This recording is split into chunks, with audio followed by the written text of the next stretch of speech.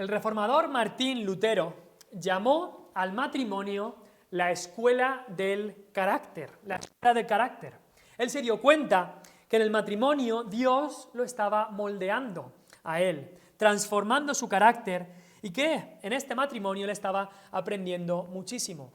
Él creía firmemente que no había relación más hermosa, amable o encantadora para la comunidad que un buen matrimonio.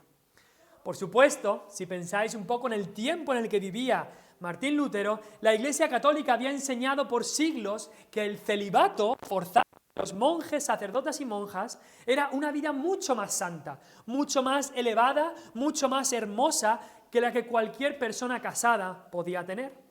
Los casados eran vistos por la Iglesia Católica como más mundanos y carnales, y los sacerdotes, aquellos que se entregaban al celibato, eran aquellos santos y entregados.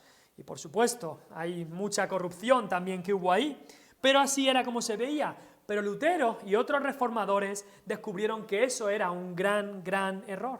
¿Por qué? Porque Dios ha establecido el matrimonio para que sea un reflejo, una imagen, un cuadro de algo muy especial, algo muy especial. El matrimonio, como dijimos la semana pasada, es una unión permanente entre un hombre y una mujer. Así es como lo explica la palabra de Dios. Pero es más que eso, es más que eso. El matrimonio es un pacto que refleja, como hemos dicho, la relación de Cristo y de su Iglesia. Un pacto que refleja y que celebra el pacto que Cristo hizo con su esposa, la Iglesia, que el esposo celestial ha hecho con la esposa, la Iglesia, con nosotros mismos si has creído en Cristo como tu Salvador personal. Y es por eso que el matrimonio es algo muy bello, muy hermoso, precioso. Es una perla de gran precio que debemos cuidar con todas nuestras fuerzas.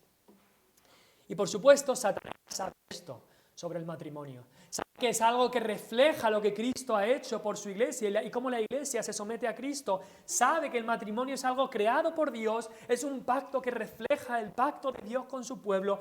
Así que Satanás desde el principio ha intentado destruir todo esto. Satanás, por un lado, el mundo con su influencia, por otro, la carne de cada uno de nosotros, que también intenta destrozar esto. Y vamos al principio de la Biblia y nos encontramos con eso. En Génesis 3 nos encontramos ya con problemas matrimoniales. Ahí está caída, este pecado de Adán y Eva que comen de la fruta prohibida. ¿Y qué hacen? Se empiezan a echar las culpas, empiezan a pelearse Adán con Eva, ya en el capítulo 3 de Génesis, en el principio. Vamos al capítulo 4 y nos encontramos con poligamia, un hombre que se casa con dos mujeres, destrozando lo que es el matrimonio que había instituido Dios. Vamos al capítulo 16 de Génesis y nos encontramos con Abraham, un hombre de fe, pero que peca teniendo una relación extramatrimonial con su sierva para ver si así levantaba descendencia, a ver si así podía tener hijos. En Génesis 19 nos encontramos también con relaciones homosexuales practicadas en Sodoma y también nos encontramos con una relación de incesto de Lot. Nos encontramos con cosas que destrozan el matrimonio como ha sido instituido por Dios. En Génesis 30 nos encontramos la primera vez con prostitución, algo que también destroza el matrimonio. En Génesis 39 nos encontramos con José, un joven que quería servir a Dios, un joven santo, pero que es tentado por la mujer de su amo Potifar. Esta mujer lo tienta para que se acueste con ella, otra vez destrozando el matrimonio como lo ha hecho Dios. Por la gracia de Dios, José pudo escapar de esta tentación, pero una y otra vez, desde el principio de los tiempos, Satanás ha atacado el matrimonio, porque él sabe que si destroza el matrimonio, destroza la base del pueblo de Dios, destroza la base de la sociedad entera, destroza las familias. Y los problemas en el matrimonio no son nuevos, vienen desde el principio, pero sí que es verdad que en los últimos años, en las últimas décadas, han escalado muchísimo. Como vimos la semana pasada, hay tanta confusión en nuestros días en cuanto a este tema. Pero para los cristianos, para aquellos que creen en la Biblia como su única autoridad, no nos importa lo que haga o deshaga el mundo, no nos tiene que afectar, porque nuestra guía es la Biblia.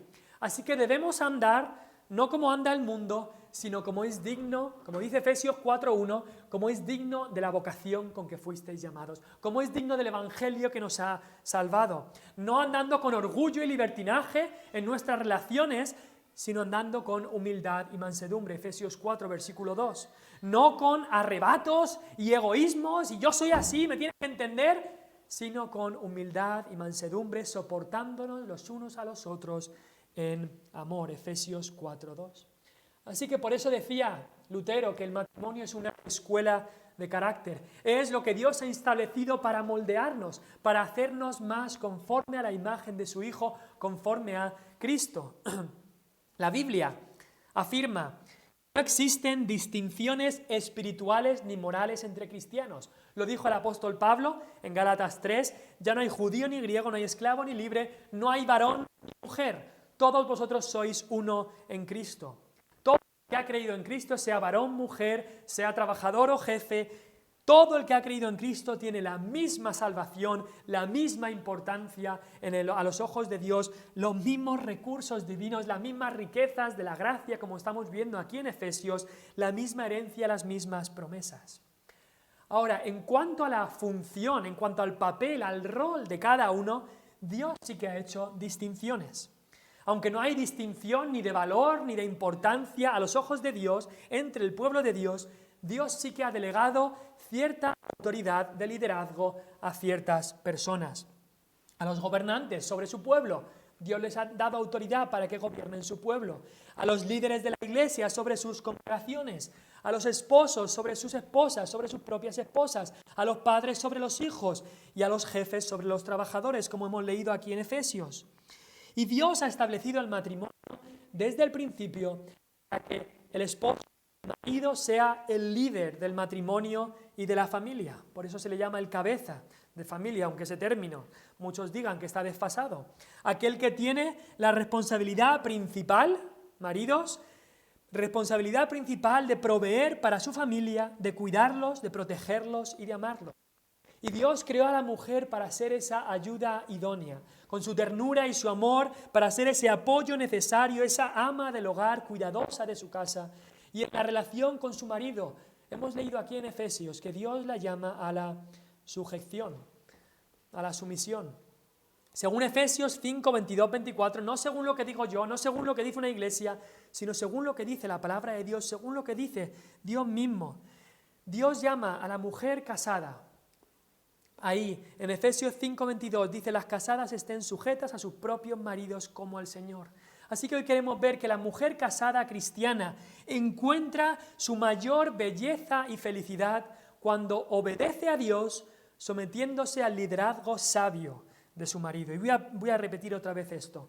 La mujer casada cristiana encuentra su mayor belleza y felicidad cuando obedece a Dios, sometiéndose al liderazgo sabio de su marido. Así que esta semana queremos hablar en cuanto a esto. Quizás sea un tema que no es políticamente correcto, pero si lo dice la palabra de Dios, lo tenemos que predicar, porque tenemos que predicar todo el consejo de Dios. Esta semana les toca a las mujeres, la siguiente semana les tocará a los maridos. Pablo tiene aquí 3 versículos para las mujeres y luego tiene bastantes más, 8, 9, 10 versículos para los hombres. Así que la semana que viene estaremos viendo en cuanto a eso. Pero por favor, si no eres una mujer casada, no pienses que ahora puedes desconectar, ya nada de lo que se va a decir va para ti. No, si eres un hombre, hay una palabra que Dios tiene que decirte hoy. Eres una chica joven que quizá en algún día en la voluntad de Dios se case. Hay una palabra de Dios para ti. Eres un chico joven que en la voluntad de Dios en algún día estará buscando una chica para casarse. Hay una palabra de Dios para ti también. Y queremos ver esta sumisión de la esposa de la que se habla aquí en Efesios 5 del 22 al 24. En primer lugar, vamos a ver la cuestión de la sumisión. Y vamos a ver que es una cuestión crucial pero controversial. Y antes de empezar estos versículos, al leer este texto, algunos dirán: hombre, pero la sumisión en el matrimonio debe ser mutua, ¿no? Debe ser mutua. La mujer se somete al marido y el marido a la mujer. Y hay algunos que dicen: claro, pero si lo pone ahí en el versículo 21, ¿no? Dice el versículo 21, someteos unos a otros en el temor de Dios. Incluso en muchas Biblias, no sé cómo pondrá tu Biblia, pero las Biblias muchas veces lo separan, los traductores lo separaron en párrafos, y quizá en tu Biblia está también separado en un párrafo un titulito arriba que pone someteos los unos a los otros, y después comienza el versículo 21. No sé cómo lo tienes en tu Biblia, pero así lo tengo yo en lo mío, estos títulos que pusieron los traductores. Así que quizá hay gente que dice, eso quiere decir que de la misma manera que la mujer se somete al marido, el marido se debe someter a la mujer, ¿no? Pues la verdad es que no. Esa no es una manera correcta de interpretar el texto. Y me dirás, ¿por qué? Porque dice que la esposa se debe sujetar al marido como la Iglesia se sujeta a Cristo.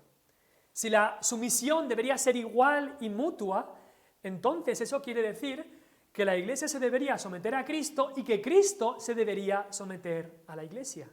Pero piensa un poco, ¿Cristo se somete a su Iglesia? No, no es como funciona. Él es el Señor, nosotros los discípulos. Él es el amo, nosotros los siervos. Él es el rey, nosotros los súbditos. No, Él no se somete, no se sujeta a lo que nosotros queremos. Nosotros nos sujetamos a Él. Si la sumisión es mutua, entonces esto no tendría sentido. Sería una barbaridad decir que Cristo se somete a la Iglesia. Y si sigues este argumento de que la sumisión debe ser mutua, entonces en el capítulo 6, versículo 1, también los padres deberían obedecer a los hijos como los hijos obedecen a los padres. Y eso vemos que no tiene sentido. La Biblia dice que los hijos deben obedecer a los padres y los padres no deben obedecer a los hijos, sino instruirlos y amarlos y dirigirlos. También si sigues este argumento, los jefes, como dice después, los siervos y los amos, si sigues este argumento, los jefes se deberían someter a los trabajadores. Y yo no conozco ningún jefe que esté muy a gusto que el trabajador le diga lo que tiene que hacer.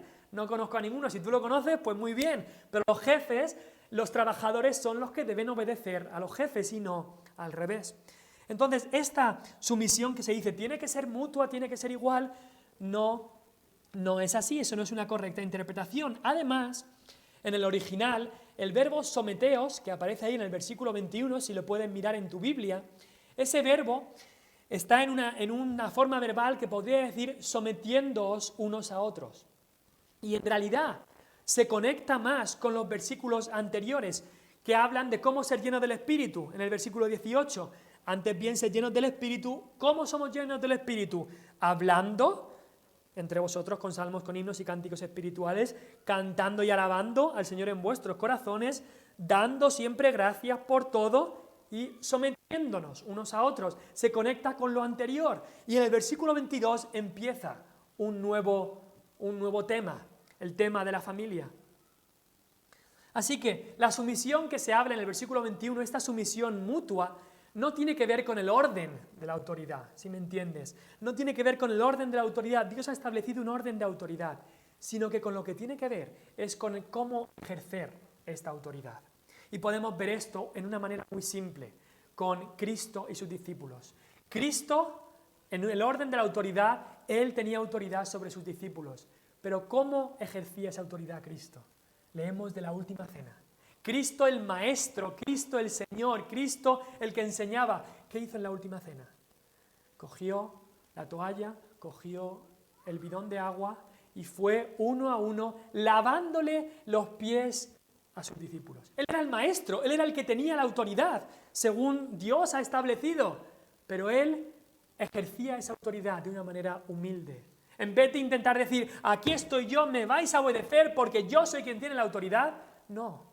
Él se humillaba y lavó los pies a sus discípulos. Y así de la misma manera, un esposo entregado a Dios ejerce esa autoridad que Dios le ha dado, no diciendo aquí mando yo, sino humillándose y sirviendo a su esposa para el bien de su esposa. Esa es la manera de ejercer la autoridad. Cuando dice ahí, someteos los unos a los otros, no habla del orden de la autoridad, sino de la manera de ejercer esa autoridad. Cristo enseñó que el más grande es aquel que usa su autoridad para edificar por el bien de la gente.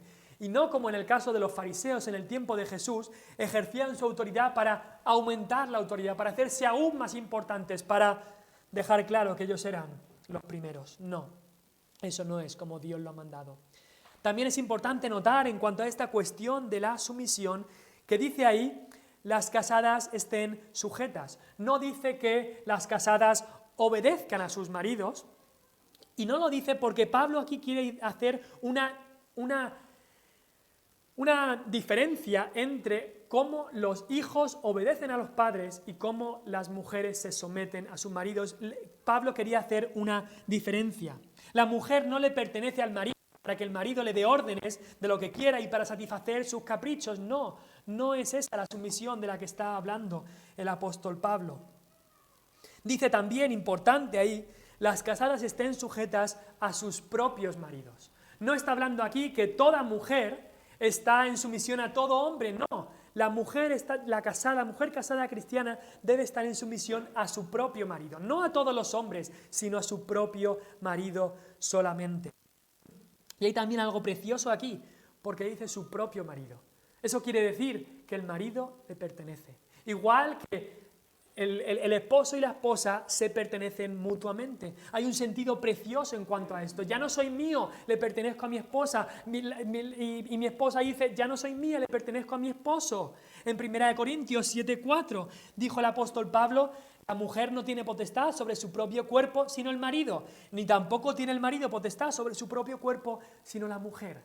Hay una pertenencia mutua que es preciosa en el matrimonio. Y aquí el apóstol Pablo también está remarcando eso cuando dice las casadas estén sujetas a sus propios maridos, cuando está hablando de esta cuestión de la sumisión. Y esta cuestión de la sumisión, aunque es crucial, es también muy controversial. Y el mundo, podríamos decir incluso que nos ha metido un gol en cuanto a esto. El mundo predica más en contra del matrimonio como Dios manda de lo que la Iglesia predica a favor del matrimonio como Dios manda. Vivimos en un mundo que ha rechazado frontalmente todo lo que Dios dice en cuanto al matrimonio. Vivimos en un mundo que dice, si Dios ha dicho esto, entonces no vale. Si Dios ha dicho esto en cuanto al matrimonio, no quiero saber nada de eso. Eso es como el mundo lo ve. Y una de las primeras cosas que se fue bien pronto fue este tema del que habla Pablo en cuanto a la sumisión de las esposas. Hay gente que escucha estos versículos de Pablo, y se le erizan los pelos y dice, pero ¿cómo puede ser en el siglo XXI que estemos hablando de esto, sumisión de la esposa? Eso solo le lleva a la esclavitud, al abuso y a ser denigrada. Y no negamos que muchos maridos han abusado de su autoridad de una manera muy pecaminosa y lo han hecho muy mal. Pero el ir al otro extremo tampoco nos lleva a lo bueno, sino el cogernos a la palabra de Dios, lo que dice la palabra de Dios. Así que se ha desechado este tema de la sumisión de la sumisión desde la esposa y han dicho fuera, eso es malo para el matrimonio y el matrimonio será mucho mejor si no ocurre esto. Pero los resultados hablan por sí solos. Desde que esto ha ocurrido, hay más y más divorcios, hay menos y menos personas que se casan. El matrimonio no ha mejorado desde que se ha desechado este tema. La sociedad ha desechado el patrón bíblico del matrimonio porque dicen que no es el mejor, pero los matrimonios cada vez se rompen más. El mundo lee este pasaje y dice, este pasaje es un delito de odio, es algo denigrante para la mujer, retrógrado, anticuado. Y el problema es que no solo el mundo, sino incluso algunos cristianos profesantes leen versículos como los que hemos leído hoy y dicen, es que Pablo era un poco machista, ¿no? Pablo era un poco machista.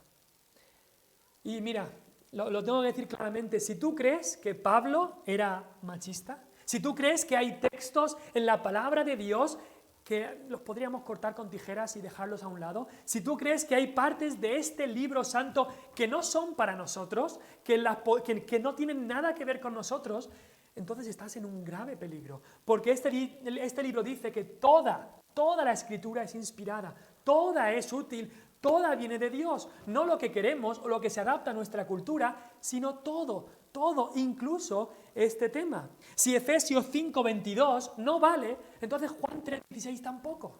No me vengas diciendo, yo no quiero este tema, pero sí que quiero el tema de Juan 3:16, sí que quiero que Cristo murió por mí, sí que quiero esto y lo otro, pero no me quiero someter a lo que Cristo dice.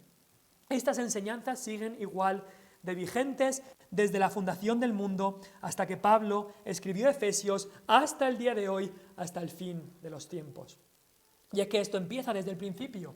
Adán fue creado y después Eva fue creada. Y Dios puso ese orden también en el matrimonio. Y son iguales, pero Dios ha puesto un orden ahí de autoridad. Son iguales. Adán dijo, esta es hueso de mis huesos, carne de mi carne, en mi costilla, como a veces hay gente que llama a su mujer, en mi costilla. Pues, por supuesto, así es como Dios lo creó. Hay igualdad, por supuesto, pero con funciones diferentes. El mundo ha tergiversado lo que es la igualdad. Ellos dicen, si son iguales, entonces no pueden tener funciones diferentes. Pero Cristo dice, hay igualdad, pero con funciones diferentes. Como pasa en nuestra sociedad, en un equipo. Hay igualdad, todos los jugadores son iguales, pero hay un delantero, hay un portero, hay un defensa, hay un entrenador que es el que tiene la autoridad de poner quién va a jugar, hay un capitán que es el que tiene la autoridad de ir a hablar con el árbitro y de decidir ciertas cosas. Pero son todos iguales y nadie negaría eso. Y podemos entenderlo en ese ámbito, pero nos cuesta mucho entenderlo en nuestro propio matrimonio. Y es que tenemos que entender que esto viene desde el principio. Hay una cita de cómo la mujer fue creada, una cita del comentarista Matthew Henry, que la voy a decir, quizá alguno la habéis escuchado, pero es que creo que es tan buena y tan edificante. Este comentarista dijo, la mujer fue hecha de una costilla del costado de Adán. No fue hecha de su cabeza para gobernar sobre él, ni fue hecha de sus pies para ser pisoteada por él, sino de su costado para ser igual a él, bajo su brazo para ser protegida y cerca de su corazón para ser amada. Y creo que esto es una descripción muy buena de cómo vamos al principio, vamos a cómo Dios creó a Adán y Eva y vemos cómo Dios creó a la mujer. Pero con la caída del hombre en pecado, entonces empezó, como hemos dicho, la guerra de los sexos. El feminismo empezó ahí, el machismo empezó también ahí. Y ni uno ni otro son bíblicos. No nos engañemos, ni uno ni otro son bíblicos. Ya se lo dijo Dios a Eva, tu deseo será para tu marido y él se enseñoreará de ti. Después del pecado, eso es lo que Dios dijo a Eva. Y desde entonces el deseo de la mujer sería usurpar el lugar del marido como cabeza. Y desde entonces también, y como resultado de eso, el deseo del hombre sería resistir esto enseñoreándose de la mujer sin amor, con un autoritarismo de los de aquí mando yo. Ese es el resultado del pecado, ese deseo que hay en el corazón del hombre y la mujer de negar el patrón bíblico para el matrimonio. Así que la cuestión de la sumisión, este mundo la ha descartado. Las mujeres deben ser, dicen, totalmente independientes, empoderadas, mostrando su poder por encima del hombre, rebeldes e insumisas. Eso se lleva hoy y el problema es que influenciar no solo al mundo, sino también a la iglesia. Y tengo una palabra para las mujeres jóvenes aquí. No, mujer joven, no busques tus ejemplos de vida en aquellas mujeres que son los estereotipos de este mundo, los ejemplos de este mundo, en las estrellas de las redes sociales, aquellas personas que puedes seguir en las redes sociales, ¡ay, me suscribo a este canal porque me encanta lo que hace esta o lo que hace lo otro y es mi ejemplo de vida! Mucho cuidado con eso. Como una mujer joven cristiana, debes buscar tus ejemplos en aquellas mujeres mayores que han dado un ejemplo piedad, de sumisión a sus maridos y a Dios, de amor a sus hijos, un ejemplo de amor a su familia, un ejemplo de obediencia a Cristo. Y esto que estoy diciendo yo hoy aquí no es que se me ocurra en este día, sino es lo mismo que dijo Pablo hace 2000 años cuando le escribió a un pastor que estaba teniendo estos mismos problemas. Y Pablo le escribió a Tito, a un pastor allí en Creta, en la isla de Creta, y que tenía estos mismos problemas. Y le dijo en Tito 2, versículo 4 y 5, Tito 2, versículo 4 y 5, le dijo Pablo a este pastor que las mujeres ancianas de la iglesia, hablando de ellas, dijo que enseñen a las mujeres jóvenes a amar a sus maridos y a sus hijos, a ser prudentes, castas, cuidadosas de su casa, buenas, sujetas a sus maridos, para que la palabra de Dios no sea blasfemada. Lo voy a repetir. Las mujeres ancianas, más mayores de la iglesia, con más experiencia, que enseñen a las mujeres jóvenes a amar a sus maridos y a sus hijos, a ser prudentes, castas, cuidadosas de su casa, buenas, sujetas a sus maridos, para que la palabra de Dios no sea blasfemada. Muchas definiciones se dicen aquí que deben aprender las mujeres jóvenes. Una que me llama la atención rápidamente es aquella que dice cuidadosas de su casa. ¿Por qué? Porque el mundo empuja más y más ahora para que la mujer pase el menor tiempo posible en su casa.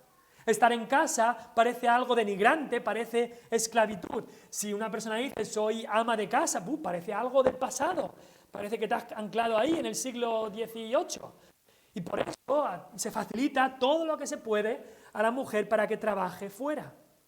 Pero leemos en la palabra de Dios de mujeres cuya casa era su delicia. E incluso uno de los tiempos donde el pueblo de Dios fue juzgado, una de las razones por la que fueron juzgados, dice Miqueas 2:9, un profeta menor, cuando estaba viniendo el juicio de Dios. Una de las razones que fueron juzgadas, dice, a las mujeres de mi pueblo, esto dice Dios, a las mujeres de mi pueblo echasteis fuera de las casas que eran su delicia. A las mujeres de mi pueblo echasteis fuera de las casas que era su delicia. Y eso es lo que está pasando en el día de hoy. Y por supuesto entendemos que hay ocasiones, hay circunstancias donde quizá es necesario, por supuesto, que la mujer tenga que trabajar fuera. Pero recordemos, Dios ha establecido el matrimonio para que sea el hombre el responsable de traer el pan a su casa. Así lo hizo Dios antes de la caída, a Adán le puso a trabajar y después de la caída le dijo, con el sudor de tu frente te vas a ganar el pan. Cuidado con voltear el patrón bíblico y decir, bueno, cariño, tú tienes que trabajar porque queremos comprarnos ese coche tan bonito, queremos comprarnos esa casa tan chula, así que tú tienes que trabajar también, mete a los niños a donde sea, que te los cuide quien sea, pero hay que ganar más dinero. Una cosa es porque haya que sobrevivir, pero mucho cuidado con voltear el patrón bíblico solamente por nuestra codicia o nuestra avaricia, mucho cuidado con eso. Y es que hay algo tan bello de una mujer que se somete a Dios y a su marido, que quiere pasar tiempo en su casa, en esas labores que hay que hacer, criando a sus hijos, amando a su marido. Hay algo tan hermoso en eso, tan hermoso. Martín Lutero dijo algo también interesante en cuanto a esto. Dijo, la esposa debe lograr que su marido se alegre de llegar a casa y él debe lograr que ella se lamente al verlo salir. Esta cita a muchos les puede parecer anticuada, pero eso es lo que dijo Martín Lutero y creo que puede ser bueno para nosotros también ahora. La esposa debe lograr que su marido se alegre de llegar a casa y él debe lograr que ella se lamente al verlo salir. Martín Lutero, por supuesto, también con su humor que muchas veces demostraba. Todas estas cosas, dice Pablo, ¿por qué la mujer debe hacer estas cosas? Pues en el versículo que hemos leído en Tito, dice ahí, que sea cuidadosa de su casa, prudente, casta, sujeta a su marido, para que la palabra de Dios no sea blasfemada. ¿Nos damos cuenta de eso? Para que la palabra de Dios no sea blasfemada. Cuando negamos el papel que Dios ha puesto en el matrimonio, cuando nos inventamos el papel que nosotros queremos, cuando rechazamos el patrón bíblico del matrimonio, la palabra de Dios está siendo blasfemada. ¿Y cómo está siendo blasfemada? Porque está siendo blasfemada por lo que nos rodean. Ah, mira, los vecinos nos están viendo, nuestros amigos nos están viendo, nuestros familiares nos están viendo, que nosotros decimos que leemos la Biblia, nosotros decimos que vamos a la iglesia. Ah, pero esta dice que lee la Biblia, que va a la iglesia, pero ¿tú sabes cómo le habla a su marido? ¿Cómo le habla a su marido? Como si fuera un tonto, como si fuera un chiquillo. Y con todas estas cosas la palabra de Dios está siendo blasfemada. Cuando la mujer o el hombre no se sujetan al patrón bíblico que ha puesto Dios. Y es que el matrimonio, lo hemos dicho antes, es como un equipo. Un equipo en los deportes, hemos dicho, cada uno tiene su papel, su función, y el matrimonio es un equipo sagrado. Un equipo sagrado en el que Dios ha dado diferentes funciones o roles o papeles a cada persona. Y esas funciones no son las mismas, sino que son complementarias. Así que esto es la cuestión de la sumisión crucial, pero también controversial en nuestra sociedad. Queremos ver ahora la causa de la sumisión.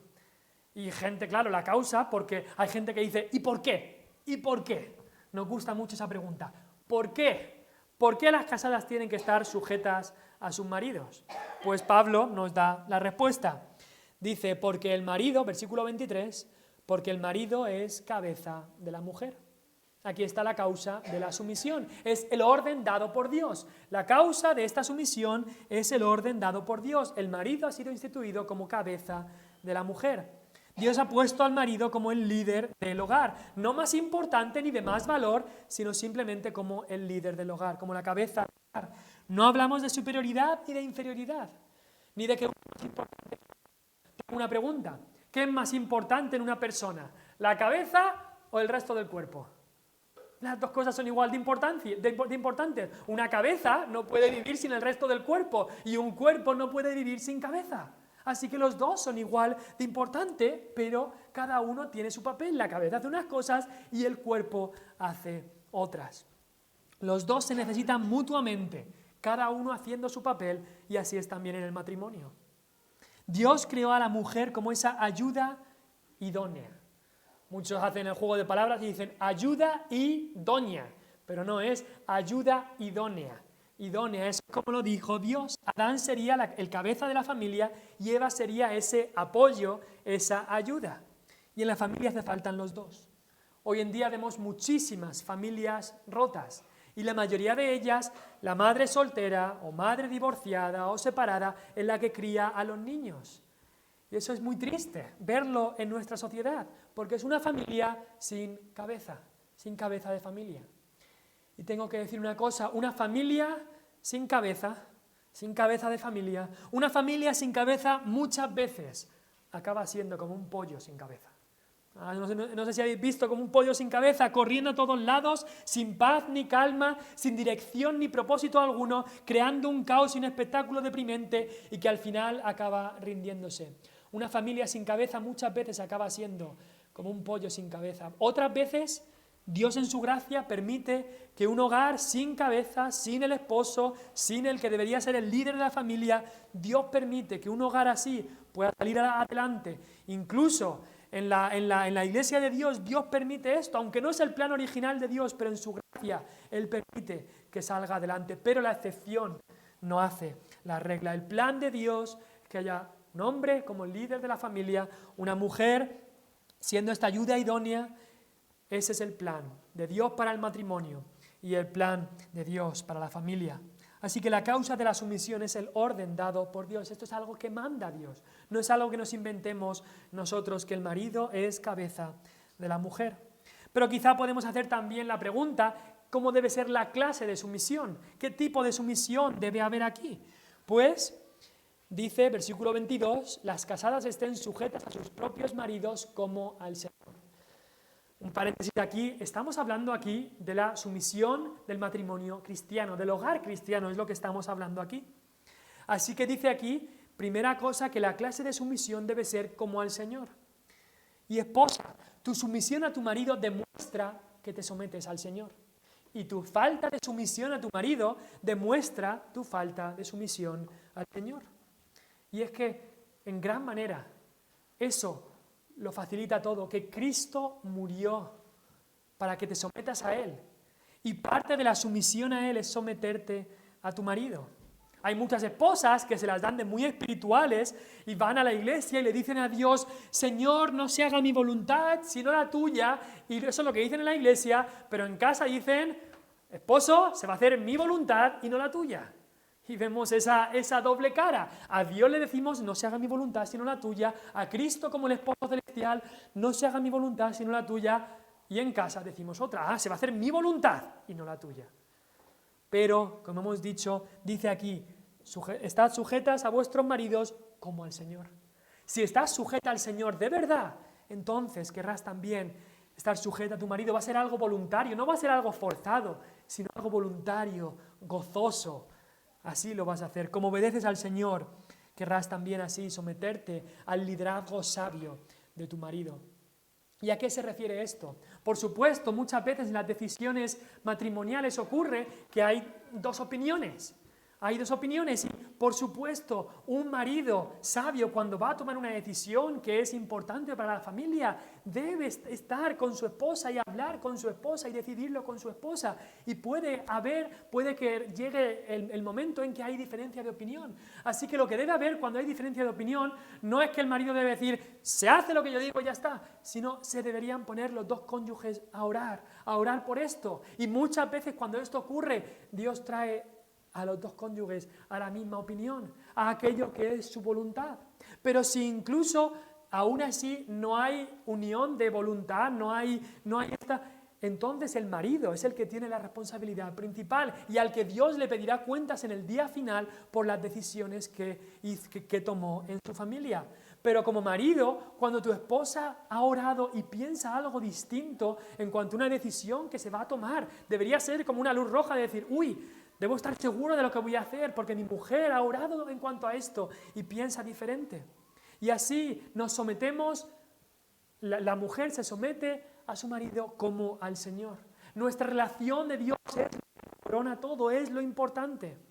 Y también dice en el versículo 23, en el versículo 24, así que como la iglesia está sujeta a Cristo, así también las casadas lo estén a sus maridos en todo. Esta clase de sumisión no es solamente como al Señor, sino también es una sumisión en todo. Dice aquí, esta obediencia no debe ser parcial. Muchas mujeres dicen, bueno, esposo mío, tú te ocupas en cuanto a las cosas del trabajo, en cuanto a las cosas del dinero, tú tomas las decisiones y en cuanto a los niños, yo mando aquí. Tú mandas en cuanto a estas áreas y yo mando en cuanto a estas áreas y ya está. Pero eso no es como Dios lo ha establecido.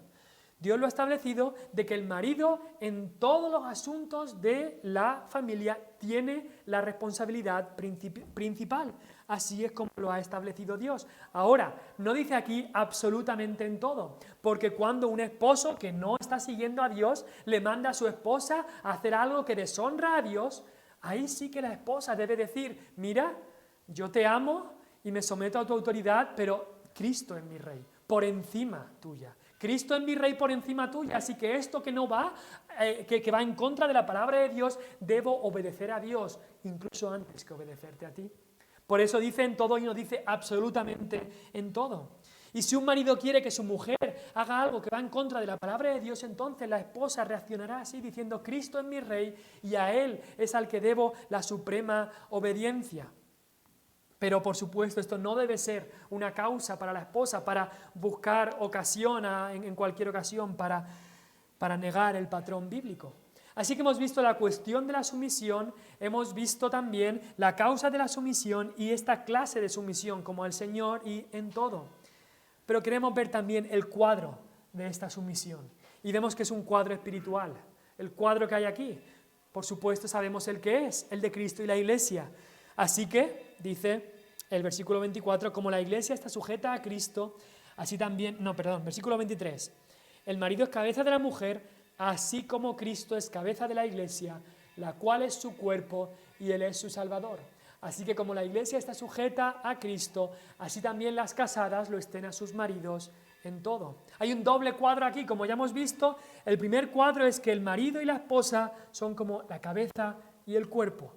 Pero hay otro cuadro más, hay otra ilustración más, muchísimo más alta, y es que el esposo y la esposa son un cuadro de Cristo y la iglesia. De lo que Cristo hizo por su pueblo, dando su vida, entregándose a sí mismo, sacrificándose por su esposa, y de cómo la esposa recibe a Cristo, se somete a Él y le obedece. Como la iglesia recibe y se somete y obedece a Cristo. Y por supuesto, esto es algo crucial, seguir esta imagen y saber que cuando obedecemos el patrón de Dios para el matrimonio, estamos siendo una foto, un cuadro para el mundo de lo que Cristo hizo, de lo que Cristo hizo. Y tenemos que saber también que aunque este cuadro es el ideal, el matrimonio, cualquier matrimonio, está compuesto por dos personas que son pecadoras. Aunque hayan sido nacidas de nuevo, aunque sean salvas, pero seguimos siendo pecadores. Y claro, hay mucha gente que dice, es que mi marido no me ama a mí como Cristo ama a la iglesia, entonces yo no me tengo que sujetar a él, ¿no? Porque él no lo hace, pues entonces yo...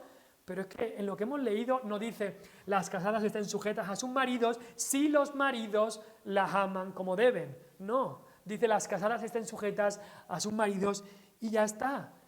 Como la iglesia se sujeta a Cristo. Ese es el ejemplo. Ese es el ejemplo. Y tenemos también que recordar que Cristo nos amó con un amor infinito y aún muchas veces con ese amor que nos amó Cristo, aún muchas veces nos rebelamos en contra de Él. Así que cuánto más va a pasar y tenemos que humillarnos cuando eso pasa en el matrimonio. Entonces el cuadro de la sumisión es el cuadro de Cristo y de la iglesia. Y en último lugar queremos ver un caso de sumisión. Porque los efesios tenían en su misma iglesia un matrimonio, dos personas muy especiales, que eran un caso muy bueno del matrimonio como Dios lo establece. Y ese caso era el caso de un marido y una mujer llamados Priscila, o la mujer llamada Priscila y el marido Aquila.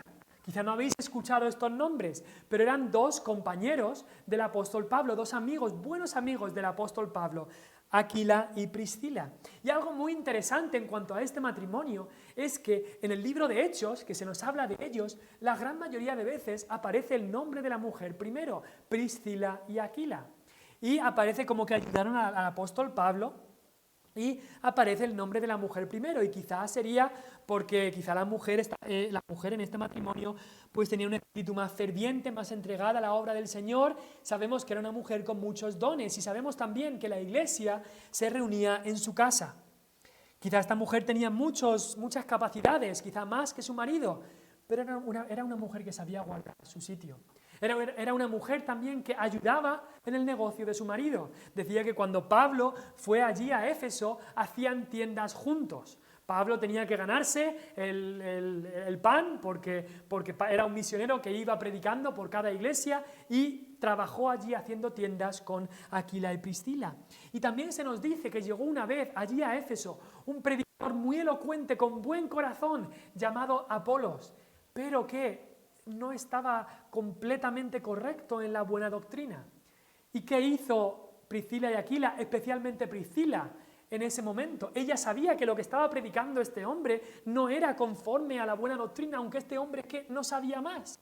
Entonces no armaron un follón, no le dijeron, tú no estás diciendo lo correcto, sino que Priscila y Aquila, y sale el nombre de la mujer primero, lo tomaron aparte a este hombre Apolos, y con la sabiduría que ellos habían obtenido de estar con Pablo y de las enseñanzas de Pablo, de la palabra de Dios, con esa sabiduría enseñaron a este hombre mejor en el camino de Dios. Con humildad, con mansedumbre, así lo hicieron. Vemos aquí una mujer que sabía estar en su sitio, sabía tener esta humildad, esta sujeción, esta sumisión también a su marido. Y ese caso estaba en la iglesia de Éfeso.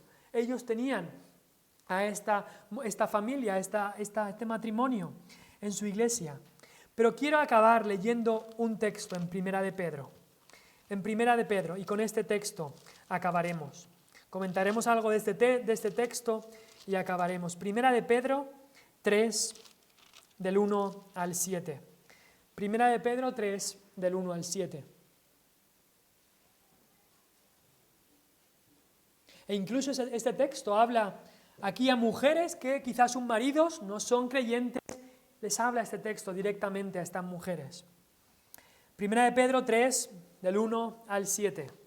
Dice la palabra de Dios: Asimismo, vosotras, mujeres, estad sujetas a vuestros maridos, mismas palabras que le dijo el apóstol Pablo, para que también los que no creen a la palabra sean ganados sin palabra por la conducta de sus esposas. Incluso sin palabra, un hombre que no conoce al Señor ve la conducta, la vida de su mujer, esa sumisión, esa humildad, ese amor, esa ternura, y ve a Cristo y conoce al Señor por lo que ve en su mujer. Para que también los que no creen a la palabra sean ganados sin palabra por la conducta de sus esposas, considerando vuestra conducta casta y respetuosa. Vuestro atavío o vuestros adornos no sean el externo de peinados ostentosos, de adornos de oro, de vestidos lujosos, sino el interno, el del corazón, en el incorruptible adorno o ornato de un espíritu afable y apacible, que es de grande estima delante de Dios. Porque así se ataviaban, o se hermoseaban, o se adornaban en otro tiempo aquellas santas mujeres que esperaban en Dios, estando sujetas a sus maridos. Como Sara obedecía a Abraham, llamándole Señor, de la cual vosotras habéis venido a ser hijas, si hacéis el bien, sin temer ninguna amenaza. Vosotros, maridos, igualmente vivid con ella sabiamente, dando honor a la mujer como a vaso más frágil y como a coherederas de la gracia de la vida, para que vuestras oraciones no tengan estorbo. Creo que ese texto se explica por sí mismo. Aquí leemos de santas mujeres de Dios que dicen que esperaban en Dios. No estaban confiando en sí mismas, sino que estaban confiando en Dios. Y te digo aquí, mujer, ¿quieres andar santamente? Mujer, esposa, ¿quieres andar santamente? Pues tu esperanza no debe estar en tu marido. Ay, si mi marido cambiara, si mi marido tal. Tu esperanza no debe estar en tu marido, tu esperanza debe estar en Dios, como dice aquí, que esperaban en Dios, versículo 5. Aquellas santas mujeres que esperaban en Dios. Chica joven, ¿quieres andar santamente? Que tu esperanza no esté en encontrar el marido ideal, sino que tu esperanza esté en Dios. Y ahora, ¿cómo demostraban estas mujeres que su esperanza estaba en Dios? Lo dice después en el versículo 5, estando sujetas a sus maridos. Ese tema de la sumisión es lo que Dios ha establecido. Pero también hay parte aquí, por supuesto, para el esposo, porque el marido que ama a su esposa sabe que tiene un vaso hermoso. Dice ahí, dando honor a la mujer, versículo 7. Vosotros maridos igualmente vivid con ella sabiamente, dando honor a la mujer como vaso más frágil. Un marido que ama a su esposa sabe que tiene un vaso hermoso, una copa con una belleza incalculable, pero sabe también que este vaso es frágil, así que lo cuida tanto, lo protege tanto, lo ama tanto, lo lleva entre algodones, como si pudiéramos decirlo así. Ama tanto a su esposa, no quiere dañarla, no quiere quebrarla, no quiere que haya grietas en este vaso más frágil, quiere cuidarlo, quiere amarlo, quiere protegerlo y sacrificarse para proteger este vaso más frágil. Así como lo hizo Cristo. ¿No es eso lo que hizo Cristo? Para proteger a su pueblo, para salvar a su pueblo, se entregó a sí mismo en la cruz del Calvario. Sufrió esa cruz excelsa de la que hemos cantado hoy, sufriendo el martirio, sufriendo los clavos, sufriendo los azotes, sufriendo la corona de espinas, pero más que eso, mucho más que eso, sufriendo la ira de Dios que cayó sobre él en toda su fuerza, esa ira que tú y yo merecíamos por nuestro pecado. Eso es lo que sufrió Cristo en la cruz del Calvario. Eso es lo que sufrió Cristo en la cruz del Calvario. ¿Y por qué lo sufrió? ¿Por quién lo sufrió? Lo sufrió por su esposa. Lo sufrió por su iglesia, por aquellos que Él iba a redimir de todo el mundo, aquellos que Él iba a traer a sí mismo. Lo sufrió por ellos. Ese es el cuadro. Ese es el cuadro del cual el matrimonio tiene que reflejar. Ese es el cuadro que tenemos que reflejar en el matrimonio, tanto maridos como esposas. Hoy hemos hablado más a las esposas en cuanto al tema de la sumisión que habla Pablo aquí en Efesios 5, y la semana que viene, en la voluntad de Dios, estaremos hablando a los maridos. Pero tengamos en mente el cuadro es Cristo y de su iglesia. El significado del matrimonio está ahí, en Cristo y su iglesia. Si quitas eso, entonces pierde su sentido el matrimonio y pierde su base el matrimonio.